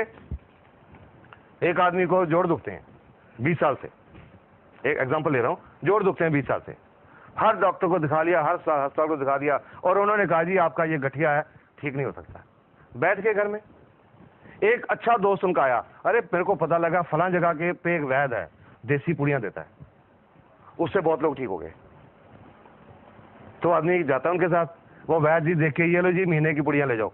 वो दो दिन पुड़ियां खाते हैं, दर्द बिल्कुल ठीक हो जाता है। वैद्य जी की बल्ले बल्ले हो जाती है, ढिंडोरा पिटा रहे, बहुत बढ़िया वैद्य है। 30 दिन वो पुड़ियां खाई, बिल्कुल ठीक रहे, कोई प्रॉब्लम नहीं। उसके बाद छोड़ दी पुड़ियां, और 72 घंटे के बाद, 3 दिन के बाद दर्द पहले से ज्यादा बढ़ गया। फिर वापस गए वैद्य जी के पास, उन्होंने फिर महीने की पुड़ियां दी, महीना ठीक रहे। जब छोड़ी 3 दिन के बाद फिर दर्द बढ़ गया, फिर पुड़ियां ली, और वो पुड़ियां फिर चलती रही। और अंत में क्या हुआ? वो बात होती है कि मैं कंबल छोड़ना चाहता हूं, कंबल मुझे नहीं छोड़ता। वो शरीर को लग जाती हैं, उनमें स्टीरॉयड्स होते हैं, शरीर को लग जाए उसके बिना फिर शरीर चलता नहीं। और ये जो स्टीरॉयड हैं, ये सफेद मोतियां पैदा करते हैं, कैटरेक्ट। पेट में अल्सर पैदा करते हैं और गुर्दे फेल हो रहे हैं। जब से अब गैनोडर्मा का काम शुरू किया, मेरे पास किडनी फेलियर के बहुत पेशेंट आ रहे हैं और मैं समझता हूं, और उनकी मैं हिस्ट्री में गया तो मुझे लगा उनसे ज्यादातर लोगों ने कुछ देसी पुड़ियां खाई हुई थी, गुर्दे फेल हो जाते हैं। तो जिन्होंने ये स्टीरॉयड खाए होते हैं उनका एलमेंट रिफ्लेक्शन पीरियड थोड़ा ज्यादा हो जाता है, पर ठीक हो जाते हैं। हर एक को शुरू में मैं यही राय देता हूं, किसी को गैनोडर्मा की ट्रीटमेंट जब शुरू करें तो जिससे भी आप ले रहे हैं उससे ये पूछिए कि मेरे को ये प्रॉब्लम है, ये बीमारी है, मेरे को क्या निशानी आएंगी, सो दैट आप उसके लिए मेंटली प्रिपेयर्ड हो। कई लोग मेरे को ये भी कहते हैं जी उनको बता दिया पहले कि गठिया है, आपको दर्द बढ़ेगा, तो वो तो लेगा ही नहीं हमसे। तो मैंने कहा वो बेटर है, बता के आपने बता दिया कि दर्द बढ़ेगा, ये अच्छी निशानी है, वो कहे मैंने नहीं लेनी, वो बेटर है, इसकी बजाय कि आप उसको नहीं बताओ, 15-20 दिन का दर्द बहुत ज्यादा हो जाए तो वो आपको भी ब्लेम करे और गैनोडर्मा को भी ब्लेम करे कि इसने तो खराब कर दिया। इट इज बेटर कि पहले से बताओ। तो मैं हर एक को बताता हूं। एक औरत आई थी मेरे पास लगभग 1.5 साल पहले, गठिया था 5-6 साल से, देसी पुड़ियां खा रही थी बहुत देर से, 2-3 साल से देसी पुड़ियां चल रही थी। तो मैंने उनको बोला था आपका ये जो एलमेंट रिफ्लेक्शन है दर्द बढ़ेगा, बाकियों के मुकाबले में ज्यादा बढ़ेगा, ज्यादा देर तक रहेगा, आप इसको टॉलरेट करेंगे तब शुरू करिए। वो जब औरत आई थी, चल के आई थी, लाठी लेके चल रही थी, मुश्किल से चल रही थी, साथ में 2 आदमी उनके रिश्तेदार साइड में चल रहे थे कि अगर कहीं पैर फिसल जाए तो उनको संभाल लें। चल के आई थी, बता दिया एलमेंट रिफ्लेक्शन, ठीक है जी कोई बात नहीं मैं सोऊंगी। 22-23 दिन के बाद वो औरत दोबारा से वापस आई। इस बार वो 2 आदमी उनको उठा के लाए थे, घबरा गए ना सुन के, उठा के लाए थे। पिछली बार तो चल के आई थी, अब उठा के लाए थे। नॉर्मली ऐसा पेशेंट डॉक्टर को आके क्या बोलेगा, और डॉक्टर साहब पहले तो मैं चल लेती थी, आपने ये क्या दे दिया तो मैं चलने से रहेगी। नॉर्मली पेशेंट यही कहेगा, पर उसको बताया हुआ था। जब मेरे एग्जामिनेशन टेबल पे लिटाया तो औरत पता क्या बोलती है, कहते हैं डॉक्टर इसका मतलब इसका असर शुरू हो गया, क्योंकि पता था उनको असर शुरू हो गया। मैंने उनको एक बात बोली, आपका ये जो पॉजिटिव एटीट्यूड है आप जल्दी ठीक हो जाओगे। और उसके 1.5 महीने के बाद वो कनाडा की फ्लाइट लेके गई, और अब कनाडा से उनको देख के, और उनको कनाडा में चलते फिरते देख के कुछ लोग पटियाला पहुंचे, उनको चलते फिरते देख के। She is a mobile model, she is a walking publicity for ganoderma. DXN को कोई टीवी के ऊपर इश्तेहार देने की जरूरत नहीं पड़ती, अखबारों में इश्तेहार देने की जरूरत नहीं पड़ती, चलते फिरते लोग ही एडवर्टाइजमेंट है। सॉरी, ये इंपॉर्टेंट चीज है समझना, एलमेंट रिफ्लेक्शन, इससे घबराना नहीं है, it's a good sign. Ganoderma has started working. इस दौरान जैसे मैंने जोड़ों के दर्द बताया, अगर दर्द ज्यादा हो गया कोई पेन किलर खा सकते हैं, नो प्रॉब्लम, उसको कम करने के लिए कोई पेन किलर ले सकते हैं। शुगर की प्रॉब्लम है, लेवल नॉर्मली तो 10-15% बढ़ता है, पर अगर किसी का एवरेज 1-2% लोगों का, किसी का ज्यादा भी बढ़ गया, तो अगर इंसुलिन के 20 यूनिट लग रहे हैं, कुछ दिनों के लिए 25 कर दें, नो प्रॉब्लम। दमे की प्रॉब्लम है, जब बलगम निकलेगी, अगर कहीं सांस की प्रॉब्लम ज्यादा आ जाए तो डेरिफ्रिन का टीका लगवाना पड़े, लगवा लें, नो प्रॉब्लम। पंप लेना पड़े, ले लें, no problem. But RGGL should be continued, क्योंकि ये काम कर रही है, ये बंद नहीं करी। टेम्परेरी मेजर कोई ले सकते हैं, बट इसको काम करने दीजिए, इट इज वर्किंग। जब सारी सेल साफ हो जाती हैं, एलमेंट रिफ्लेक्शन खत्म हो जाते हैं, तीसरा काम शुरू होता है। उसके बाद तीसरा काम शुरू होता है गैनोडर्मा का, रेगुलेशन। सेल के अंदर जो बिजली की क्रिया और जो रासायनिक क्रिया डिस्टर्ब्ड है, उसको गैनोडर्मा बैलेंस करती है। जो सेल ओवर एक्टिविटी कर रही हैं उनको कम करती है, जो अंडर एक्टिविटी कर रही हैं उनको एक्टिवेट करती है। It balances the body cells, bio electric and biochemical function. और जब उनका फंक्शन बैलेंस हो जाता है, जो बॉडी की सेल्स हैं वो नॉर्मल काम करने लग जाती हैं। जब सेल नॉर्मल काम करने लग जाती हैं, स्कैनिंग होकर सेल ढूंढ ली गई, उसके अंदर जो टॉक्सिन्स है, हार्मफुल मटेरियल्स, केमिकल्स, वो साफ कर दिए गए, सेल की फंक्शनिंग बैलेंस हो गई, सेल नॉर्मल हो गई, नॉर्मल फंक्शन करना शुरू कर दिया। तो जिस ऑर्गन की वो सेल हैं, उस ऑर्गन की बीमारी ठीक होनी शुरू हो जाती है। चाहे वो लिवर की सेल हैं, चाहे वो दिल की सेल हैं, चाहे गुर्दे की हैं, चाहे पेट की हैं, चाहे आंख की हैं, चाहे चमड़ी की हैं, उस अंग की बीमारी ठीक होनी शुरू हो जाती है। चौथा काम शुरू होता है building phase, reconstruction of the damage cells. जब सेल ने नॉर्मल काम करना शुरू कर दिया तो सेल्फ रिपेयर स्टार्ट होती है, सेल अपने आप को रिपेयर करना शुरू करती है, रिकंस्ट्रक्शन।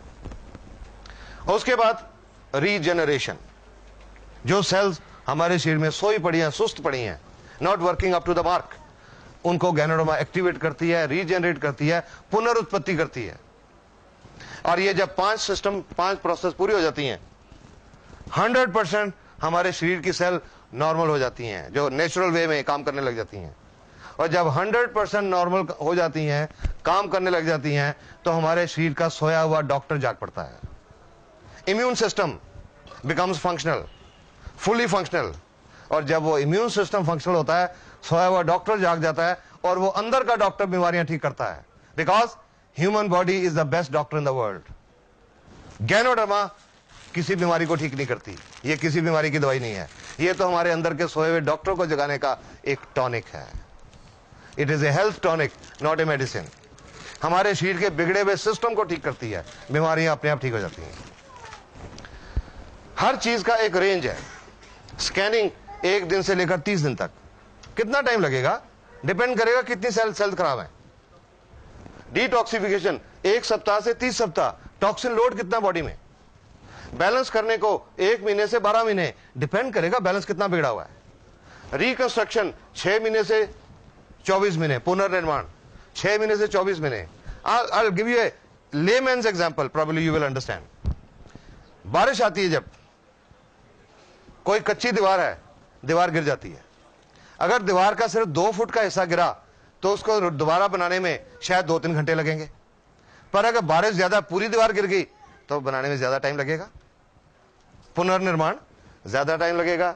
6 महीने से 24 महीने तक डिपेंड करता है रिकंस्ट्रक्शन कितनी करने की जरूरत है, पुनर्निर्माण कितना करने की जरूरत है। एंड रीजेनरेशन 1 साल से 3 साल तक कि हमारा सिस्टम शरीर का कितना बिगड़ा हुआ है, उसको बैलेंस करने में गैनोडर्मा को कितना टाइम लगेगा। किसी पेशेंट के लिए गैनोडर्मा की ट्रीटमेंट का कोई फिक्स पीरियड नहीं होता।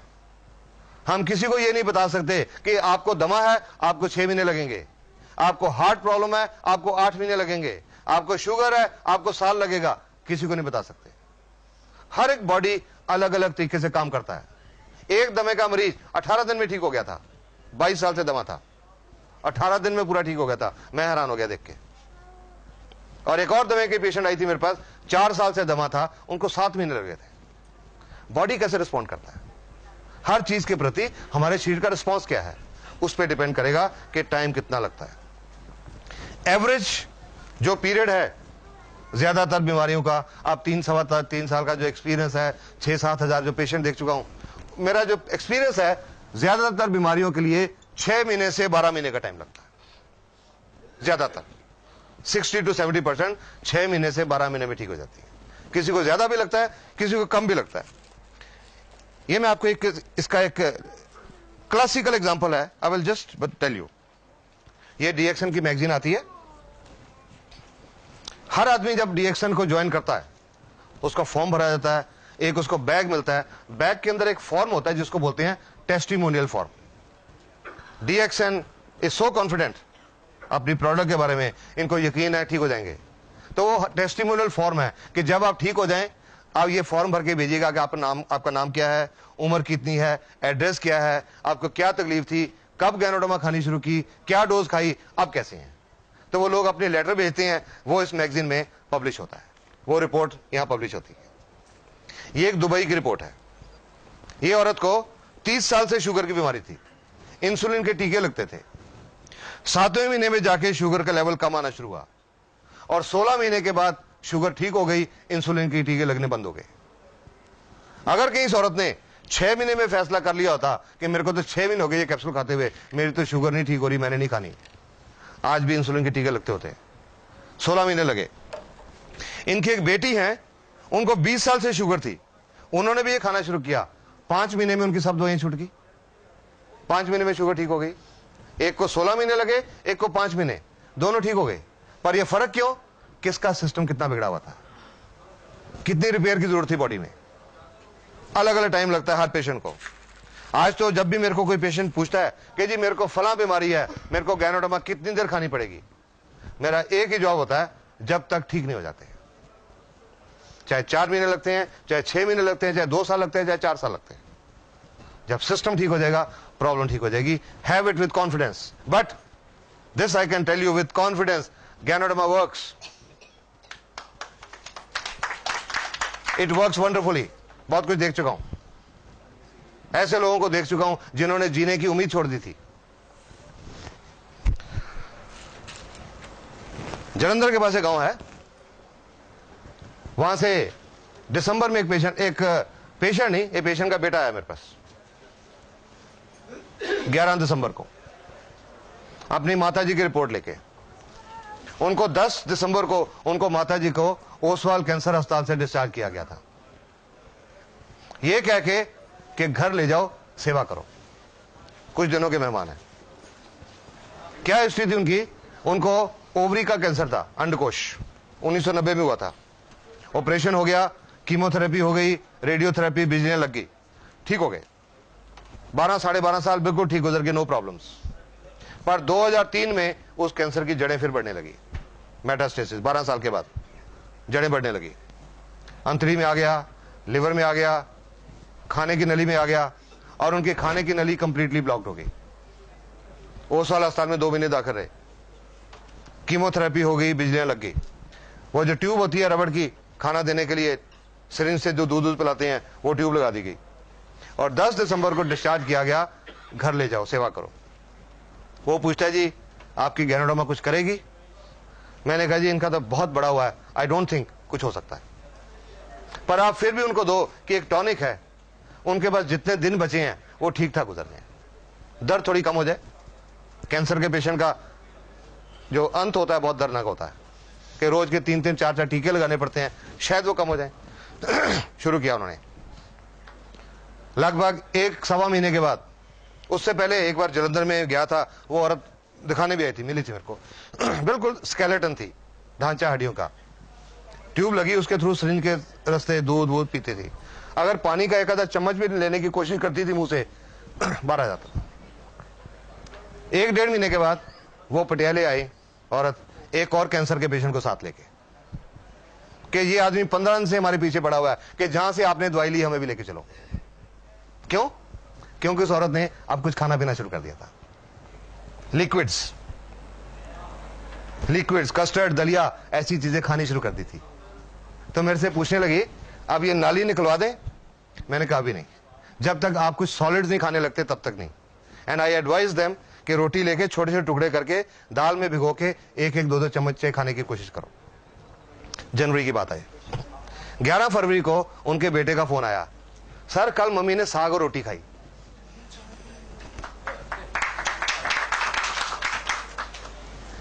इंसिडेंटली मुझे 13 फरवरी को जलंधर जाना था एक शादी अटेंड करने। I felt so happy. मैंने उसको कहा अपने गांव का रास्ता बताओ, मैं तुम्हारे गांव में आना चाहता हूं। और उनके गांव में गया। उस औरत की एक सिस्टर कनाडा से आई थी लास्ट टाइम उनको मिलने के लिए। उनकी एक ननद न्यूयॉर्क से आई थी उनको लास्ट टाइम मिलने के लिए। और अब वो देख रहे हैं, अब तो गुरपाल कौर शहर में घूम रही हैं। उन्होंने उस गुरुद्वारे में एक अखंड पाठ कराया। 27 फरवरी को बुलाया गया मेरे को, और जो रिस्पेक्ट मिली वो पहले 30 साल के मेडिकल करियर में नहीं मिली थी। Just because of this service की वजह से। वही आदमी हूं, वही डॉक्टर हूं जो आज से 3-3.25 साल पहले था, वही एमबीबीएस डॉक्टर। फर्क क्या है, आज ये गैनोडर्मा की साथ में जुड़ गई और इसको अच्छी तरह समझा, लोगों को बताया। वो मैंने सिर्फ वही किया और कुछ नहीं किया। किसी के घर में दरवाजा खटका के ये देने नहीं गया, भाई तुमको शुगर है ये लो, तुमके गुर्दे फेल हैं ये लो, किसी को देने नहीं गया। इंफॉर्मेशन देता रहा, जिसको अच्छा लगा अपनाया, विश्वास किया अपनाया, और कई लोगों की जिंदगी बदलती चली गई। जलंधर में एक और आदमी है, उनको सितंबर 2002 में ओसवाल कैंसर अस्पताल ने बोला था 2-3 महीने के मेहमान, और आज 2.5 साल हो चुके हैं। वो कैप्टन राजेंद्र सिंह एक हेल्दी लाइफ जी रहे हैं। No cancer now. Repeatedly Oswal अस्पताल उनको रिपोर्ट दे चुका है आपके अंदर कैंसर नहीं है, and he is living a healthy life. दिसंबर में राजीव गांधी कैंसर अस्पताल से एक पेशेंट को डिस्चार्ज किया गया, पटियाला में रहते हैं वो, ब्रेन ट्यूमर। वो आदमी सेमी कॉन्शियस था, मिडिल एज आदमी, अराउंड 60-62 साल, सेमी कॉन्शियस, बिस्तर पे पड़े हैं, कुछ खाना पीना नहीं, चम्मच से थोड़ा बहुत खिला दिया, जो पेशाब वगैरह सब बिस्तर के ऊपर, कोई होश नहीं। उनके बेटों को बताया भगवान का नाम लेके ट्राई करो, और आज वो आदमी सुबह शाम मंदिर जाते हैं। राजीव गांधी कैंसर अस्पताल में बोला था कुछ दिनों के मेहमान हैं, अभी 3.5 महीने हो चुके हैं, वो मंदिर जाते हैं और घर के सारे काम करते हैं। This is what Ganoderma is doing. You got to understand it, you got to understand ganoderma.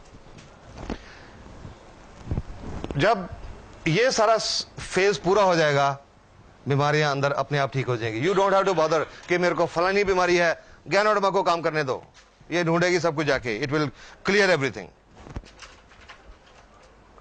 ये जो मैं आपको एलमेंट रिफ्लेक्शन बता रहा था, लिवर की प्रॉब्लम है तो लाल आंखें होती हैं, गुर्दे की कोई प्रॉब्लम है तो ब्लॉक ईयर होते हैं, फेफड़े की कोई प्रॉब्लम है तो बलगम आती है या उल्टी आती है, कोई ब्लड सर्कुलेशन की कोई प्रॉब्लम है, ब्लड सर्कुलेशन की कोई प्रॉब्लम है तो थोड़ी नमनेस, जैसे टांगे सोई हुई महसूस होती है।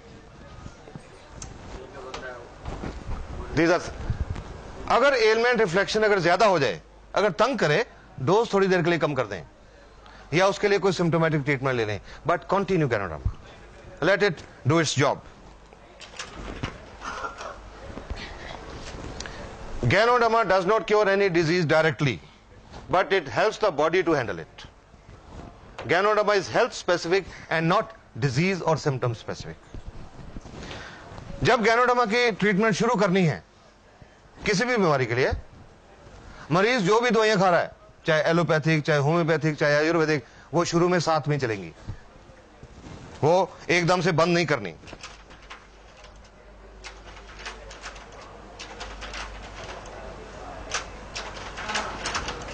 वो एकदम से बंद नहीं करनी।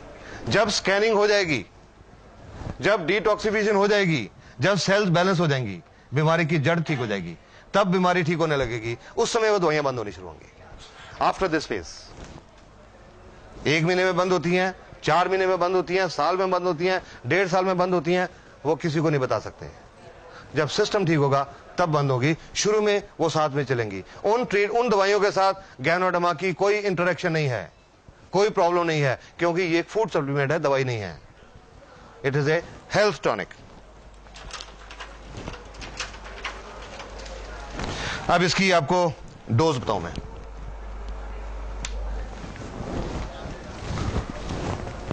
डोज तो जनरली दवाइयों की होती है, गैनो तो दवाई नहीं है तो इसकी डोज नहीं होती, बट फिर भी हम लोगों को डोज बताते हैं। क्यों?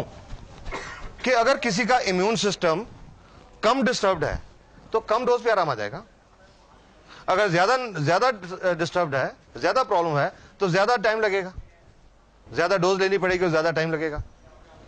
इम्यून सिस्टम कितना डिस्टर्ब्ड है, इसको मेजर करने का कोई दुनिया में आज तक पैमाना नहीं बना।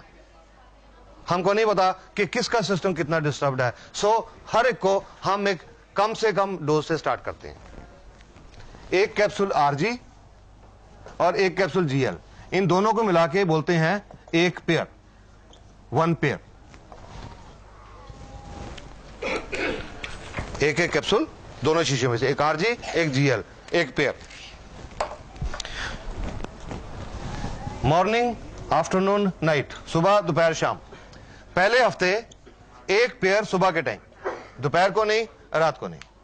1 पेयर सुबह के टाइम, प्रेफरेबली खाना खाने से पहले, खाना खाने से आधा घंटा पौना घंटा पहले प्रेफरेबली। पर अगर किसी को पेट में गैस की प्रॉब्लम है, पेट में तेजाब बनता है, पेट में अल्सर है, दमा है या मिर्गी है, उन्होंने खाली पेट नहीं लेना, उन्होंने खाना खाने के इमीडिएटली बाद, एकदम बाद। पहले हफ्ते 1 पेयर डेली, रोजाना। दूसरे हफ्ते में 1 पेयर सुबह, 1 पेयर रात को। तीसरे हफ्ते में 1 पेयर सुबह, 1 दोपहर, 1 रात को। चौथे हफ्ते में 2 पेयर सुबह, 2 रात को। 5वें हफ्ते में 2 पेयर सुबह, 2 दोपहर, 2 रात को। इस तरह हफ्ते हफ्ते में 1 या 2 पेयर बढ़ाते हैं। जब देखने वाले जहां तक देखते हैं अपने दिमाग का कैलकुलेटर यूज करना शुरू कर देते हैं। 5वें हफ्ते में जाके 6 पेयर खाने पड़ेंगे, 12 कैप्सूल खाने पड़ेंगे। घबरा जाते लोग ये सोच के। ये जरूरी नहीं है, ये जरूरी नहीं कि हर एक को 12 कैप्सूल खाने ही पड़ेंगे। ये तो सिर्फ डोज बढ़ाने का तरीका है। कब तक बढ़ानी है? जब तक उस मरीज को जो भी प्रॉब्लम है, जब तक वो ठीक नहीं हो जाती। और जब कैसे पता लगेगा मरीज को कि उसके ऊपर इसने असर करना शुरू कर दिया? जब उस मरीज के अंदर उस बीमारी के मुताबिक जो एलमेंट रिफ्लेक्शंस हैं वो आ जाएंगे। जिस डोज पे, अगर लिवर की प्रॉब्लम है तो जिस डोज पे आंखें लाल हो जाएंगी। अगर शुगर की प्रॉब्लम है तो जिस डोज पे शुगर का लेवल राइज करेगा।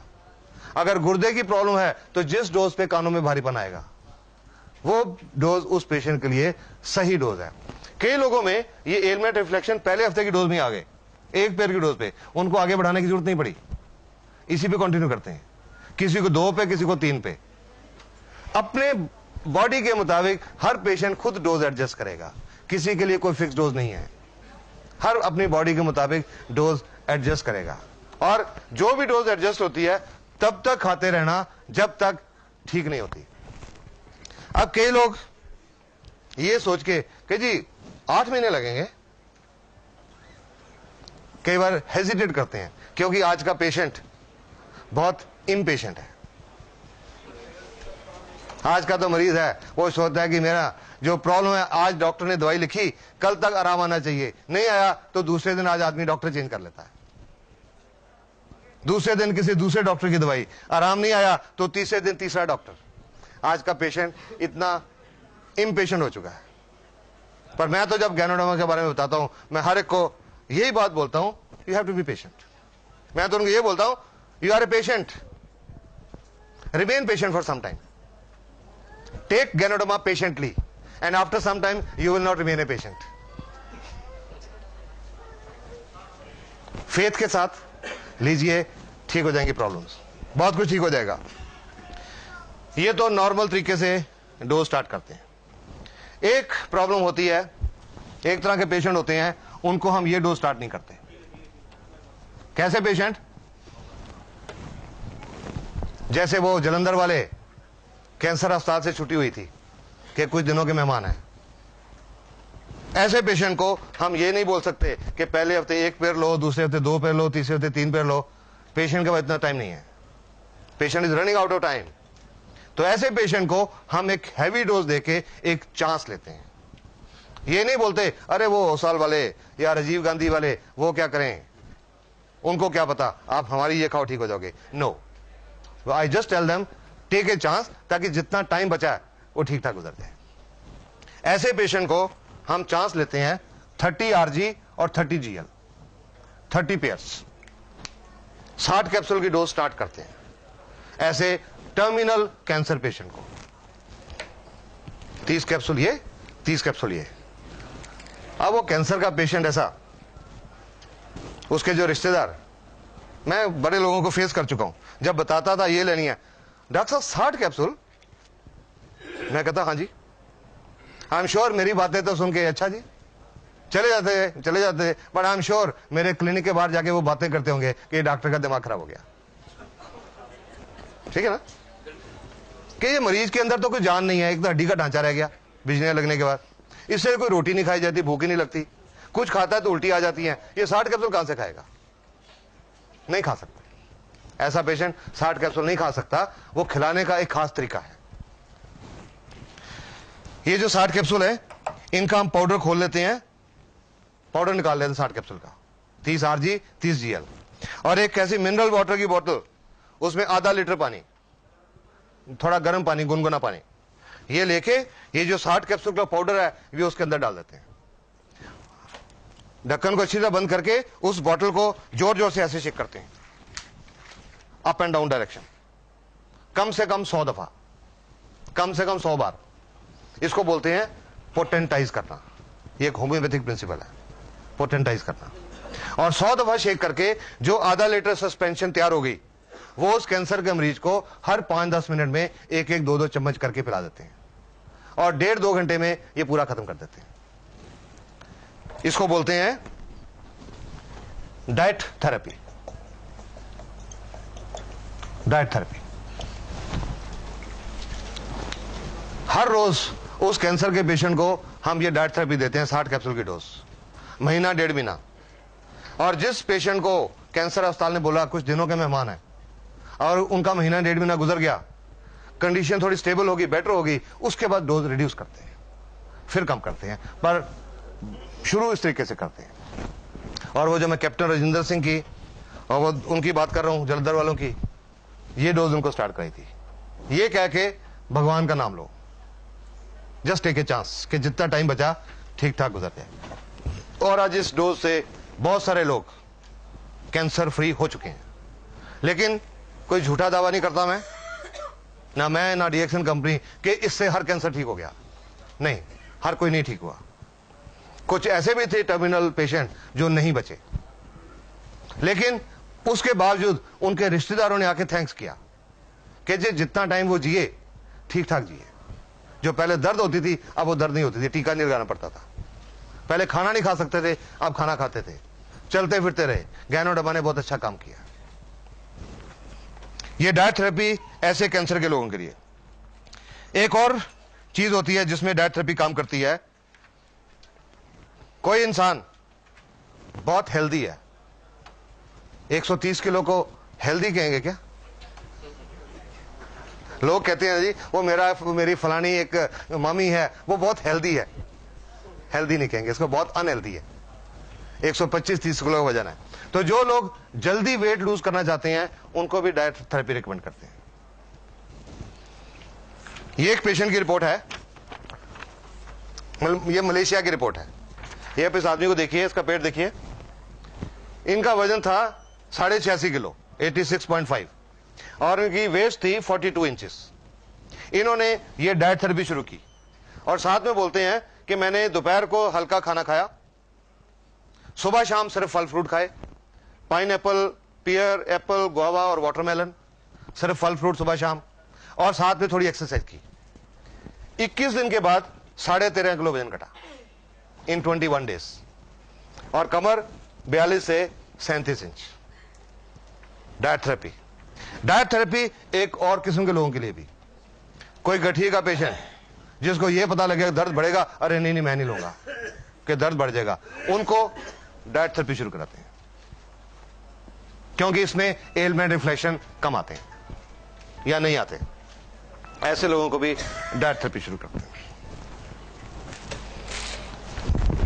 सब ये जो प्यार करते हैं ये कितने टाइम तक ठीक रहता है?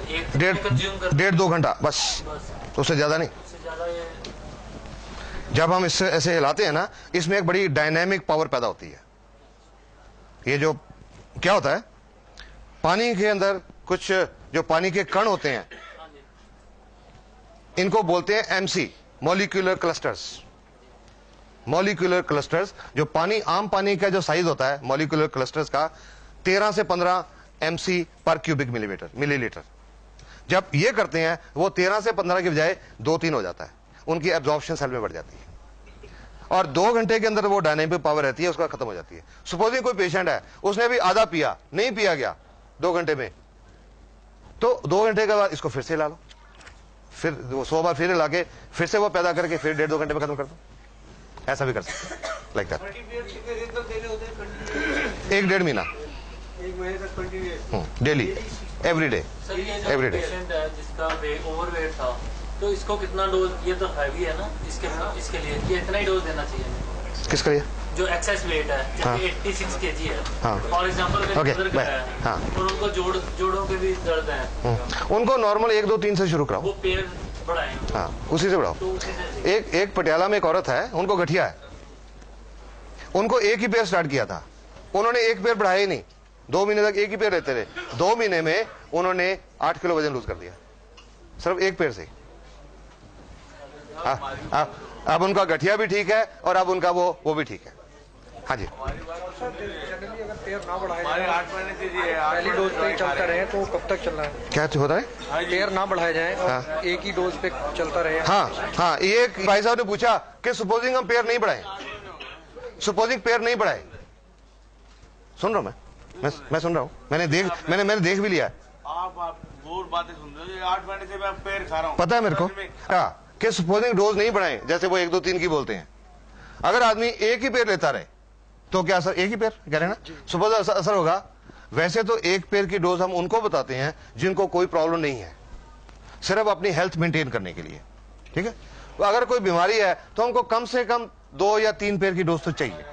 सपोजिंग वो नहीं भी बढ़ाता, एक ही पेड़ लेता रहता है, तो उसके अंदर जो प्रॉब्लम है, जो 3 की पेड़ से मान लो 8 महीने में ठीक होती है, एक लेता है तो 2 साल लग जाएंगे, टाइम बढ़ जाएगा।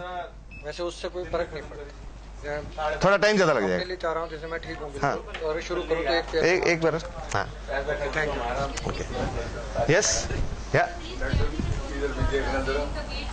For gaining same way go up to 3 pairs.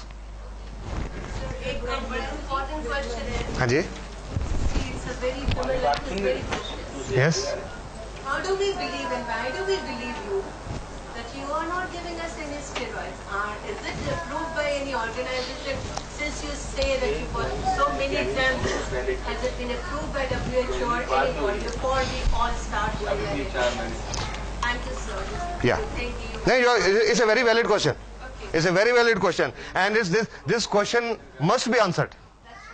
Must be answered. Otherwise, we don't want to keep people in the dark. We are layman. Yeah, we don't. Steroid for us. We don't want to keep the people in the dark. Okay. I'll just tell you.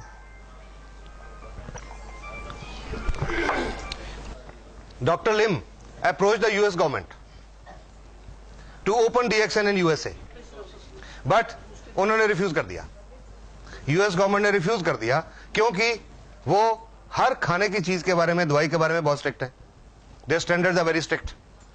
It was handed over to FDA. FDA started experimenting. 1 साल experiment करने के बाद DXN was opened in California. After FDA approved it as a safe food supplement. और कई laboratories की reports हैं हमारे पास about betamethasone absent, corticosteroid absent, dexamethasone absent, prednisolone absent, ये रिपोर्ट्स हैं। अब कुछ लोगों ने मेरे को ये भी बताया जी हमने वो अपने हमारे शहर में एक लेबोरेटरी या टेस्ट कराया था, I've gone through all this, test कराया था, उन्होंने बोला इसमें स्टीरॉइड है। ठीक है, एक छोटी लेबोरेटरी के पास इसको टेस्ट करने का इंतजाम होता ही नहीं है। पहली बात, इंडिया में सिर्फ 1 या 2 लेबोरेटरी हैं, बॉम्बे में एम्स में होगी, उनके पास है, हर लेबोरेटरी कर ही नहीं सकती। एक चीज होती है जिसको हम बोलते हैं sterol, there is something called sterol which is a natural thing, वो नेचुरल प्लांट्स में होती है। वो स्टीरॉल का टेस्ट भी पॉजिटिव आता है because ganoderma contains that ergosterol. Ergosterol is a natural precursor of hormones. It contains that, जिसकी वजह से छोटी मोटी लेबोरेटरी वाले इसमें स्टीरॉइड दिखा देते हैं। पर हमारे पास सिंगापुर की लेबोरेटरी, मलेशिया की लेबोरेटरी, चेन्नई की लेबोरेटरीज इंडिया में जब आई थी, ड्रग कंट्रोल ऑफ इंडिया ने सब कुछ वेरीफाई किया था। Then DXN was allowed to come in India and 1993 1993 में DXN कंपनी मलेशिया में शुरू हुई और आज दुनिया के 53 कंट्रीज में चल रही है। There must something must have been found, उसके बिना नहीं हो सकता। और अगर USA जैसे कंट्री में खुली, कनाडा में खुली, ऑस्ट्रेलिया में खुली, I don't think they will allow it without verifying. चल रही है, you can rest assured. Report चाहिए, बहुत सारी हैं, इंटरनेट के ऊपर बहुत रिपोर्ट्स अवेलेबल हैं, यू विल फाइंड वन अर्गोस्टेरॉल। कितनी है थोड़ा सा रिपोर्ट आती है। आप एज बताइए मेरे को, एज कितनी है? एज, उम्र? ओके, पहले उनको शुगर की भी प्रॉब्लम थी? प्रॉब्लम उसको एक बार 3-4 साल का था तो फिटनेस का प्रॉब्लम था, काफी लंबा इलाज चला था उसका। Doctor Das please, we are answering the questions now. ये क्वेश्चन हो सकता है और भी किसी के काम आएंगे। हाँ सुनिए, ये किडनी पेशेंट के बारे में बात कर रहे हैं, हम एक गुर्दे के पेशेंट की बात कर रहे हैं। सुनिए प्लीज। हाँ, तो वो फिटनेस का इलाज चला था 6-7 साल। डॉक्टर दास गुप्ता जो है वो बहुत अच्छे डॉक्टर थे, वो तो चले गए, इसका इलाज भी सही हुआ और ठीक भी हो गया। चलो अभी 1-2 महीना पहले प्रॉब्लम आई, फीवर उबर आया और वो गांठ में दर्द हुआ, इलाज कराने के लिए गए तो दरभंगा में डॉक्टर एन मिश्रा है। ये डायलिसिस कितनी देर से चल रहा है? डायलिसिस पिछले सप्ताह से चल रहा है, 2 दिन हो गए हैं डायलिसिस। ओके, तो क्या उन्होंने ट्रांसप्लांट कराने का फैसला कर लिया? डॉक्टर ने उन्होंने कहा कि इसको ट्रांसप्लांट तो करना पड़ेगा, लेकिन उससे पहले डायलिसिस भी जरूरी है। ओके। और पेशेंट उसे देखने से चलता फिरता है। अगर तो किसी पेशेंट ने डिसाइड किया कि कुछ दिनों में ट्रांसप्लांट कराना है, अगर किसी ने, आप सबकी इंफॉर्मेशन की है कि कुछ दिनों में ट्रांसप्लांट कराना है, तो गैनोडर्मा शुरू नहीं करनी। मैंने तो स्टार्ट कर नहीं, अगर कुछ दिनों में कराना है तो नहीं करनी, क्योंकि जब हम ट्रांसप्लांट करते हैं हम स्टीरॉयड देके बॉडी के इम्यून सिस्टम को कम करते हैं कि बॉडी उसको रिजेक्ट ना कर दे, इसलिए इम्यून सिस्टम को बढ़ाना है। ये कॉन्ट्राडिक्टरी इफेक्ट हो जाएगा। और या दूसरा एक और, अगर किसी का किडनी ट्रांसप्लांट हो चुका है 6 महीने तक गैनोडर्मा नहीं देनी, otherwise there are chances body will reject the kidney. Sir जैसे डायलिसिस चल रहा है उसका, ये दवा मैं बिना डॉक्टर से पूछे हुए मैं दे रहा हूँ, मतलब मैं इसलिए कि डॉक्टर मना करेंगे मुझे पता है, डेफिनेटली, इसलिए मैं चुपचाप उसको खिला रहा हूँ। दोनों में से 2-2 गोली सुबह और 2-2 गोली। मैं इसका आपको एक पेशेंट का एग्जांपल बताता हूं, शायद आपके जॉब का मिल जाएगा, औरों के लिए भी होगा। बैठिए। लगभग 2 साल पहले एक किडनी के पेशेंट को देखने के लिए बुलाया गया था मेरे को। चंडीगढ़ के पास एक जगह है, वहां उस औरत का डायलिसिस चल रहा था कुछ टाइम से, और उन्होंने ट्रांसप्लांट के लिए कहा अपने डॉक्टर को, जो किडनी का इलाज चल रहा था।